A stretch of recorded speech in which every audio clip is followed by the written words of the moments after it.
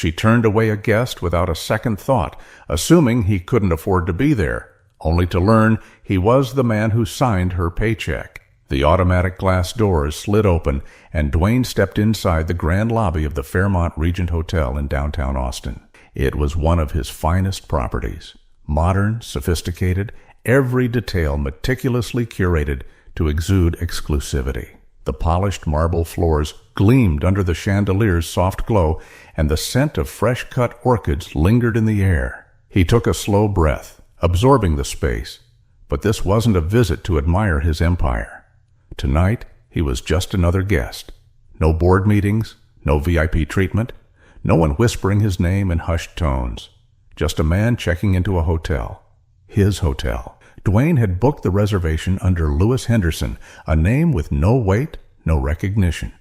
He didn't want special treatment. He wanted the truth. A few feet ahead, the reception desk stretched across the room, sleek and pristine, its gold accents catching the light. A young couple stood near the concierge, laughing as they planned their evening. To the left, a group of businessmen clinked whiskey glasses at the bar, deep in conversation. Everything was running as it should be. Or so it seemed. Dwayne adjusted the strap of his leather duffel and approached the desk. Behind it, Hannah Whitmore sat, her manicured nails tapping against the keyboard. Early 30s, sharp bob haircut, an expression that teetered between exhaustion and mild irritation. Her uniform was crisp, her name tag slightly askew. She didn't look up. "Good evening," Dwayne said, voice calm, polite. Hannah exhaled through her nose like she'd been interrupted. Still typing. No acknowledgement, no glance in his direction.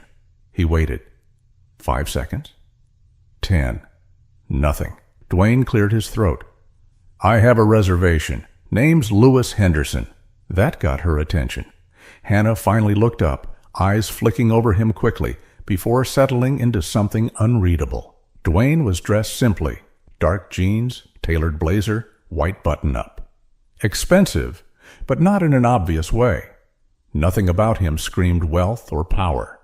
And for the first time in a long time, he could tell that mattered. Her expression barely shifted, but something in her demeanor did. "Are you sure?" she asked flatly. Dwayne's brow lifted slightly. "Pretty sure." She sighed, fingers moving over the keyboard as if this were a chore. One moment. Silence stretched between them as she typed, her lips pursed. A minute passed. Then another. "I don't see a reservation under that name," she said finally, looking at him like the issue was settled. Dwayne pulled out his phone. "I have a confirmation email." She barely glanced at it. Maybe there was a mistake in the system. "Could you double-check?" Her smile was tight. "Sir, this is a luxury hotel. Are you sure your reservation wasn't at one of our sister properties?" That was the moment, the tone. Dwayne had seen this before. He recognized it in the way her voice curled around luxury, like it didn't belong to him, like he didn't belong here. Calmly, he gestured toward the screen. "Would you mind searching again? The confirmation email is right here." Hannah's patience thinned. "I can't hold up the line all night, sir." Dwayne glanced behind him. There was no line. His jaw tightened slightly, but his voice remained steady. "I'm not asking for a favor, just for you to check." Her lips pressed into a thin line. Another sigh. She went through the motions, fingers tapping louder now, movements exaggerated. A flicker of irritation crossed her face. Then she stopped typing. "Oh," she muttered under her breath. Dwayne already knew. There it was, his reservation, right where it should be. But Hannah didn't apologize. Instead, she reached for a keycard, sliding it across the counter with a forced smile. "Looks like I found it. Must have been a small glitch in the system." Dwayne held her gaze, searching for any sign of regret, any flicker of awareness. Nothing. Just dismissal wrapped in artificial politeness. He took the keycard but didn't move. Because this wasn't over. But before things escalated, someone else had noticed, and that was about to change everything. Dwayne didn't react right away. He just held the keycard between his fingers, rolling its smooth edge against his thumb. Hannah, already moving on, had turned her attention back to her screen, her nails tapping lightly against the desk as if the moment was over. But it wasn't. Not for him. A voice interrupted the silence. "Everything okay here?" Dwayne turned.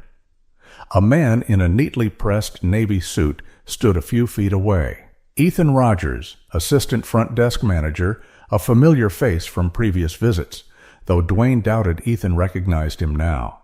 He had a polite but cautious smile, the kind of expression reserved for diffusing potential complaints. Hannah spoke before Dwayne could.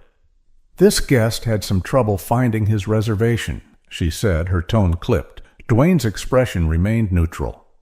"Not exactly. My reservation was in the system. It just wasn't checked properly." Ethan's gaze flicked between them. Something in Dwayne's voice, calm, measured, made him pause.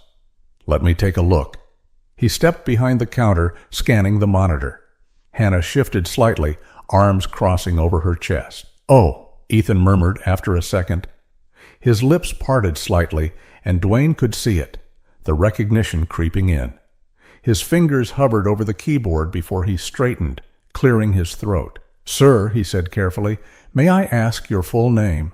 Dwayne studied him, then exhaled through his nose. "Dwayne Caldwell." Ethan blinked. His entire posture changed, shoulders stiffening as realization struck. He knew the name, and suddenly Hannah's dismissiveness turned into a glaring mistake. There was a pause, a thick, heavy moment where the weight of what had just happened settled between them. Hannah frowned. "Wait, what?" She looked at Ethan, clearly confused. Ethan forced a tight-lipped smile, but Dwayne could see the sweat forming at his temple. "Mr. Caldwell is—" But before he could finish, Hannah scoffed.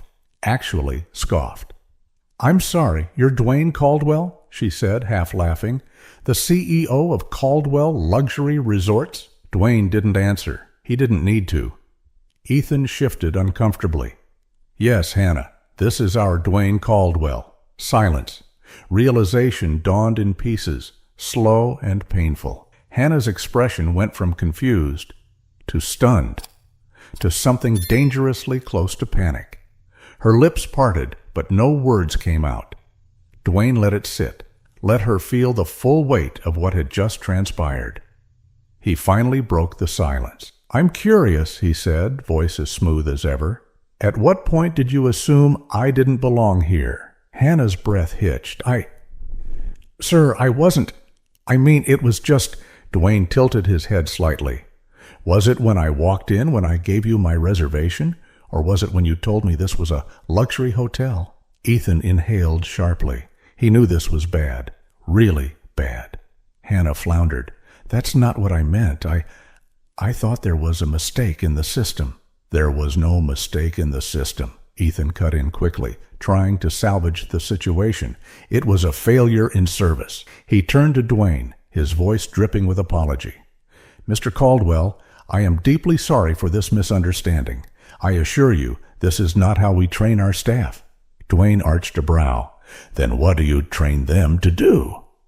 Ethan swallowed. "Sir, Hannah was still frozen, her face pale. Dwayne exhaled slowly, shaking his head. "You don't have to answer that," he said, slipping the keycard into his pocket.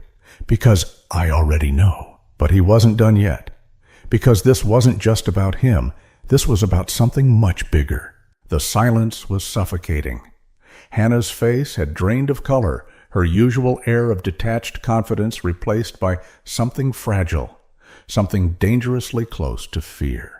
Ethan stood beside her, hands clasped tightly in front of him, trying to steady himself as if the entire weight of the hotel's reputation balanced on this moment.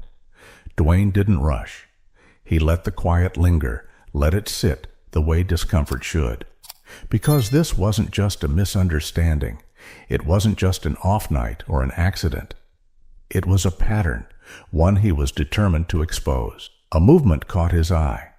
Across the lobby, a housekeeper had stopped mid-step, her cart frozen beside her as she watched. Near the entrance, the valet pretended to check his phone, but was clearly listening.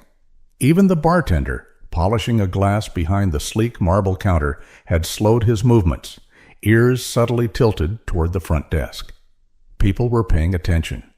Good. Dwayne finally exhaled and turned his gaze to Ethan. "I have a question." Ethan straightened, desperate to regain some control. "Of course, sir." Dwayne nodded toward Hannah. "How long has she worked here?" Hannah flinched like she hadn't expected to be addressed directly. Ethan hesitated. 2 years, he answered carefully. Dwayne hummed. "And in those 2 years, how many guests has she treated the way she treated me?" Ethan's mouth opened, then shut. He had no answer, at least not one that wouldn't incriminate his own leadership. Dwayne turned back to Hannah. "You dismissed me before I even finished my sentence," he said, his tone even. "You assumed I couldn't afford to be here. You didn't even check my reservation until I asked twice. So I'll ask again. How many people have you turned away like this?" Hannah swallowed hard. I don't know." Dwayne studied her, unimpressed. "That's a convenient answer." Ethan stepped in hastily. "Mr. Caldwell, I want to personally apologize. This is unacceptable. I'll be having a very serious conversation with Hannah about—" Dwayne held up a hand. "You think this is just about her?" Ethan faltered. Dwayne let out a short laugh, shaking his head. "This isn't about one receptionist with bad judgment. It's about culture, the culture of this hotel, the culture of service. Because let's be honest, if I wasn't me, if I wasn't the CEO, she wouldn't be explaining herself right now." Ethan's throat bobbed as he swallowed. Hannah looked down, her fingers twisting the hem of her blazer. Dwayne's voice softened slightly, but his words were no less sharp. "I built this company to be a place of excellence, a place where every guest is treated with dignity, not just the ones you assume belong here." Silence. Across the room, someone coughed. The housekeeper shifted her weight. The bartender set his glass down a little too hard. Ethan finally cleared his throat. "Mr. Caldwell, I promise you we will handle this internally. We'll make sure nothing like this happens again." Dwayne looked at him for a long moment, then gave a small, knowing smile. "You're right about one thing." Ethan blinked. "Sir?" Dwayne slid his hands into his pockets. "This won't happen again." But not for the reasons they thought. Because Dwayne wasn't interested in a simple apology. He had something else in mind, something much bigger. Ethan looked like he wanted to shrink into the floor. Hannah, still gripping the hem of her blazer, was barely breathing. Dwayne let the tension settle, not out of cruelty, but because moments like this had weight, and people only truly listened when they were forced to sit in their discomfort. "You said you'd handle this internally," Dwayne repeated, voice calm. "That sounds like a fancy way of saying you'll sweep it under the rug." Ethan's eyes widened slightly. "Sir, Tell me something," Dwayne cut in. "What's the actual protocol when a guest is disrespected at check-in? Not a VIP, not a high-profile client, just any paying guest." Ethan hesitated. That pause told Dwayne everything. "There isn't one, is there?" Dwayne said, his voice quieter now, sharper. "You have a policy for handling late checkouts, a policy for lost luggage, a policy for room service complaints. But when a guest is made to feel like they don't belong, nothing." Ethan's throat bobbed as he swallowed. "Sir, we take guest experience very seriously." Dwayne chuckled, but there was no humor in it. "Do you? Because from where I'm standing, I see performances, not accountability." Hannah flinched. Dwayne sighed, pinching the bridge of his nose. "I've spent years building this company, Ethan. Years." His voice was steady, but the weight behind it was undeniable. "I designed these hotels to be welcoming, to be luxurious, yes, but accessible. I wanted people to walk in and feel like they belonged, and yet I walk into one of my own properties and get treated like I'm lost." Ethan opened his mouth, but Dwayne held up a hand. "I don't need another apology." His eyes flicked to Hannah. "I need change." Hannah finally looked up. She was bracing herself, ready to be fired on the spot, but that wasn't what Dwayne had in mind. "Tell me something, Hannah," he said, voice quieter now. "Do you know what it feels like to walk into a place and immediately know you're not welcome?" She blinked. The question caught her off guard. She fumbled for an answer. I didn't mean—" "I'm not asking what you meant," Dwayne interrupted. "I'm asking if you know what it feels like." She swallowed hard, then shook her head. "No, sir." Dwayne nodded slowly. "That's what I thought." A deep breath. Then he turned to Ethan. "I don't want her fired." Ethan looked stunned. "Sir?" "Firing her doesn't fix the problem," Dwayne said simply. "It just makes it disappear." Hannah was still frozen, eyes flicking between them. Dwayne continued, "Instead, I want something else. Training.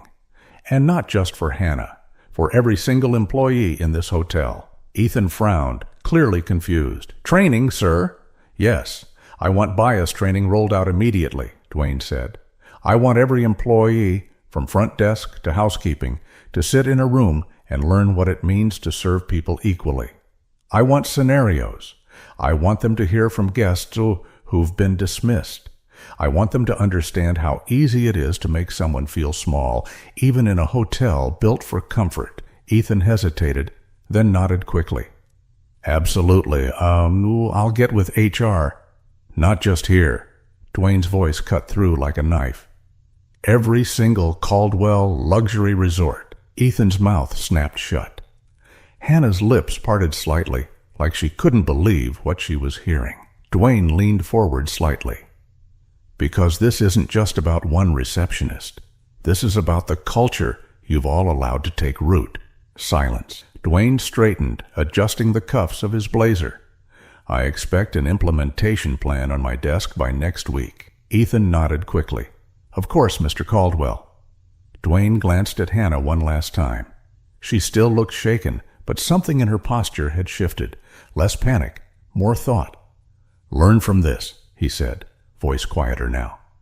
"Not because I'm your CEO, not because your job depends on it, but because you should want to be better." Hannah exhaled, nodding slightly. "Yes, sir." Dwayne didn't say anything else. He simply turned, slipping the key card from his pocket and heading toward the elevators. But this wasn't just about fixing one hotel. This was about changing an entire mindset, and he was just getting started. The elevator doors slid open, and Dwayne stepped inside, pressing the button for the top floor. As the doors began to close, he caught a glimpse of Hannah still standing behind the desk, staring down at the counter. Her face wasn't just embarrassed, it was unsettled. Good. Change didn't happen in comfort. It happened in the moments people couldn't shake, the moments that sat heavy in their chest long after the world had moved on. As the elevator climbed, Dwayne leaned against the wall, rolling his shoulders to shake off the weight of the confrontation. He'd spent years perfecting the art of staying calm under pressure, but this wasn't just business. This was personal. He thought about the countless people who had been turned away from his hotels, not because they lacked a reservation, not because they were loud or rude, but because someone like Hannah had looked at them and made a quiet decision. "You don't belong here." That thought lingered longer than he wanted. The doors slid open to reveal the presidential suite, a space he had personally designed. Floor-to-ceiling windows framed the Austin skyline, casting the city in a sea of golden light. The air smelled faintly of sandalwood and fresh linen. Everything was perfect. But Dwayne barely glanced at it. Instead, he walked straight to the minibar, grabbed a glass, and poured himself 2 fingers of whiskey. He let the silence settle before finally pulling out his phone. A text message notification blinked at the top of his screen, from his chief of operations, Renee Marshall. "Renee, heard what happened. Call me when you get a chance." Dwayne exhaled slowly, then tapped her name. She picked up after the first ring. "Tell me you didn't actually walk into that hotel unannounced," she said, skipping pleasantries. Dwayne smirked. "What, you worried about me?" "I'm worried about them," she shot back. "You just blew up their entire system, didn't you?" He took a sip of whiskey. "Something like that."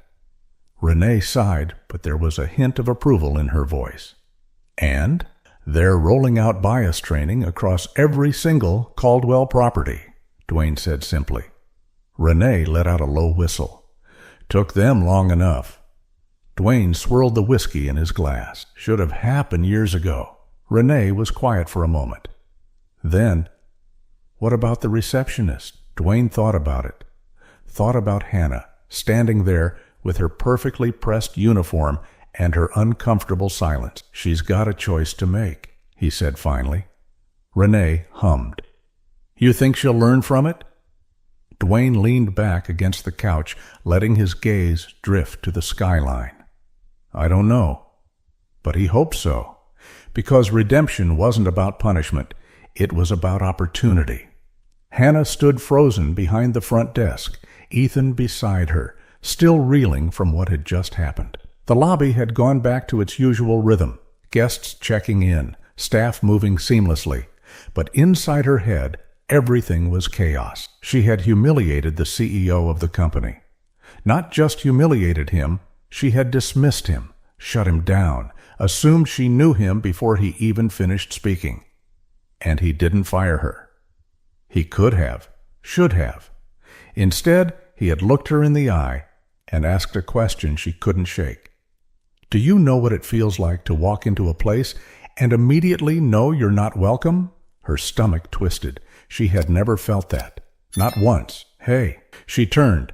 Ethan was watching her, expression too unreadable. You okay? He asked. Hannah opened her mouth, closed it, swallowed hard. I don't know. Ethan nodded slowly. Good. She frowned. Good? He shrugged. Means you're thinking about it. And for the first time, she was. But what she did next would determine whether this was just another mistake or a moment that actually changed something. Hannah barely slept that night. She lay in bed, staring at the ceiling, replaying every second of the worst moment of her career. Every word, every look, every mistake. But the part that haunted her the most? Dwayne Caldwell hadn't yelled. He hadn't humiliated her. He hadn't fired her. Instead, he had asked a question she couldn't shake. Do you know what it feels like to walk into a place and immediately know you're not welcome? The answer had been no. But now she understood a fraction of what that might feel like. By morning, she had made a decision. She wasn't going to pretend it hadn't happened. Wasn't going to excuse herself with weak justifications. She was going to do something about it. Dwayne stood in the same hotel lobby, hands in his pockets, watching. The air felt different, not just because people knew who he was now, but because something had shifted. At the front desk, employees greeted every guest with actual warmth, not just robotic professionalism. Valets moved with purpose, holding open doors, smiling genuinely. There was an energy here that hadn't existed before. And then he saw her. Hannah. She was in uniform, standing at the check-in desk, but this time her posture wasn't stiff. It wasn't guarded. She was looking a guest in the eye, nodding as they spoke, listening. He didn't approach, just observed. And then, as if sensing his presence, she turned. Their eyes met. For a moment she hesitated. Then she squared her shoulders and walked toward him. Mr. Caldwell, she said carefully, stopping a few feet away. Dwayne studied her, waiting. She inhaled sharply. I owe you an apology. A real one. He tilted his head slightly. Go on. Hannah swallowed hard. I made assumptions about you, and probably about a lot of people before you. Her voice was quieter now. I thought I was just doing my job, but I wasn't treating people the same. And she exhaled. That's not who I want to be. Dwayne held her gaze, searching for any trace of performative regret. He didn't see it. Just truth. Finally, he nodded. Good. She blinked, like she had expected something more, something heavier. Dwayne let a small smirk play at the corner of his lips. Now prove it. Hannah exhaled, shoulders dropping slightly. I will. She turned to go, then hesitated. "We're having our first bias training next week," she said, glancing back. "I'll be in the front row." Dwayne raised an eyebrow. "Not in the back, pretending to take notes?" A breathy laugh escaped her. "No, front row." Dwayne nodded again, this time with something close to satisfaction. As she walked back to the desk, something settled in his chest. This wasn't about a single apology or a policy change. It was about the mindset, the culture, the long game. And if people like Hannah could change, then maybe, just maybe, this had been worth it. Because real impact isn't measured by words. It's measured by what happens next. Stories like this matter. They remind us how easy it is to judge, to assume, to dismiss. But they also remind us of something bigger, that people can change. If this story resonated with you, make sure to subscribe for more. Let's keep these conversations going, because change doesn't happen in silence. It happens when we listen, when we challenge, and when we do better.